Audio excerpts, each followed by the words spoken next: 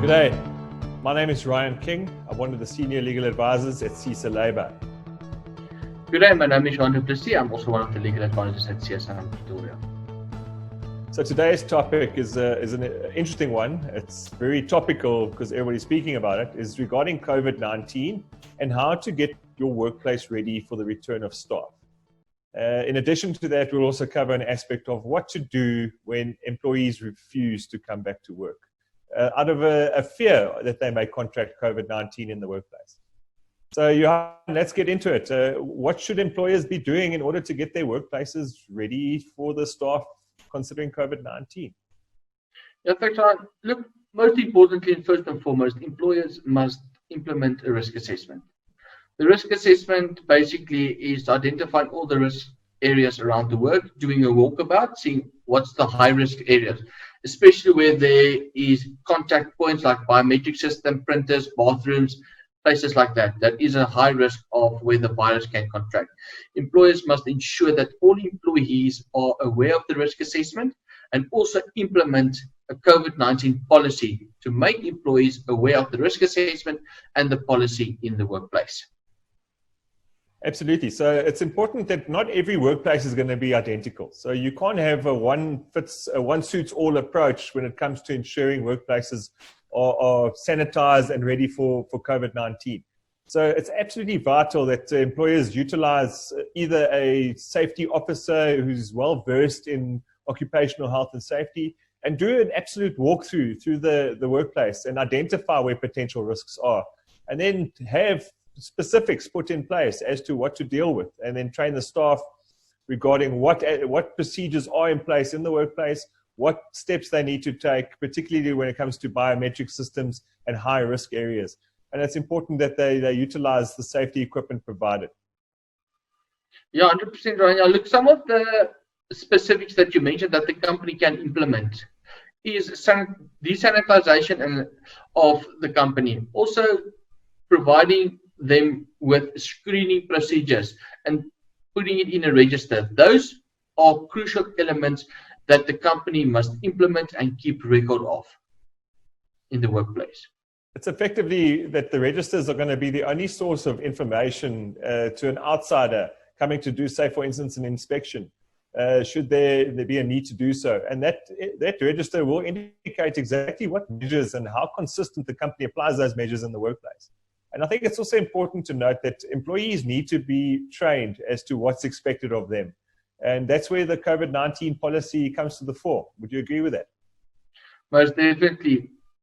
Keeping employees informed is probably one of the most important things to do in the workplace with regards to the policy, so that they know what steps to take, what to do on a daily basis with regards to sanitization and also keeping the social distancing in the workplace. So let's just recap. It's absolutely vital that a risk assessment gets done.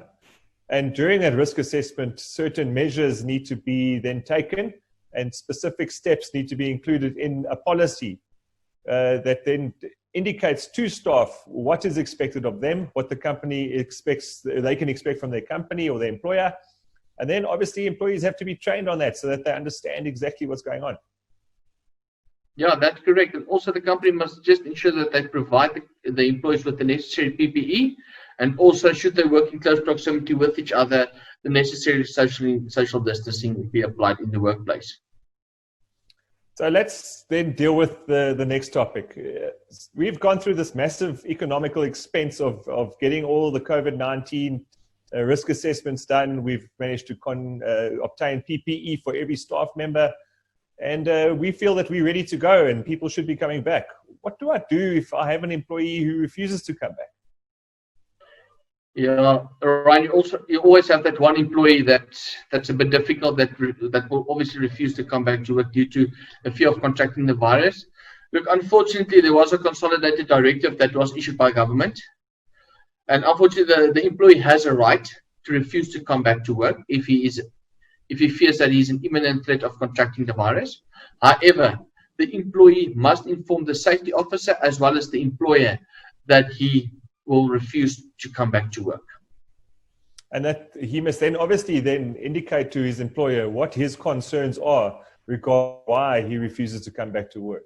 And then a consultation process should be undertaken where an employer or the safety officer or both effectively have a meeting or a discussion with that employee to try and assist that employee in understanding, one, what his concern is and whether they can come to an amicable arrangement to suit that employee. Would you agree with that?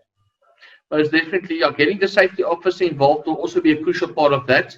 Trying to resolve the matter is crucial. Again, coming back to our previous points, that's when your registers or your daily registers will be of crucial importance, because obviously you will show the employee, listen here, this is the measures that I put in place, this is the PPE that we are providing. However, should the employee then still refuse to come to work, the employer may not threaten the employee, saying, listen here, if you're not coming back to work, I'm going to dismiss you. The employer may also not deduct any money from the employee to provide the employee with the PPE. The employer may also not pay the employee any advantage by not exercising his right of refusal to work in the workplace. And it must be noted that an employee doesn't have to go through the normal internal processes to refuse to come to work. There's no need to lay a grievance first and have a grievance heard. An employee has the right, in terms of this government gazette, to effectively refuse straight out, to say, I have an absolute fear that I may imminently contract COVID-19 in the workplace. And as a result of that, I'm refusing to come to work. So if we then go through the process of consultation, hopefully then an employee will then have his fears relieved and he will not be concerned about coming back to work. And hopefully that is the situation. What happens if an employee still refuses and we feel it's an irrational fear? Yeah, look, if the employee still refuses after you've tried to resolve the matter internally, getting the safety rep involved, obviously the employer or the employee can then refer the matter to the CCMA. Again, the commissioner will then decide whether or not the refusal is reasonable or not. Again, that is where your proof of your screening procedures and all the social distancing that you've implemented in the workplace will be of utmost importance, because the onus will lie on the employer to prove to the commissioner that they've done every reasonable step to prove that the employee's fear is irrational and that the workplace is safe for the employee to return back to work. So I think to finish off and conclude, it's absolutely necessary that an element of reasonableness needs to be applied. So staff that are able to conduct their work from home safely should still be allowed to do so. Staff that are high risk obviously do have a greater risk when contracting the virus, and special arrangements need to be made with those staff. However, under this new government gazette, if we get everything in place and the companies utilized every aspect of policy and allowing staff to come back to work regarding safety, there shouldn't be an issue. 100%. I agree with you completely there, Ryan. If the employee's fear is irrational, there's nothing that the company can do. However, they should do everything in their power to prove that the workplace is safe to continue. Johan, thank you so much for your insights into this, and I've really enjoyed speaking to you today. Thank you. Thank you, Ryan. I really appreciate it. And we also urge our clients also to go and visit SEESA, which obviously we can also provide them with the special needs if they should need in the special times.